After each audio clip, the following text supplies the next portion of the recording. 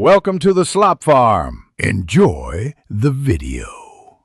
You start by removing the insert from the case and placing it on a towel to protect surfaces and catch stray fuel.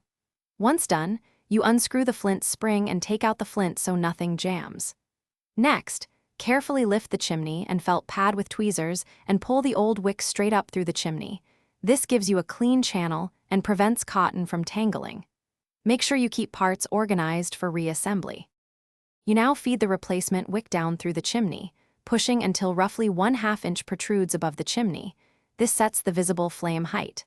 Then you massage and tuck the remaining wick into the cotton reservoir, distributing it evenly so fuel soaks uniformly and airflow isn't blocked.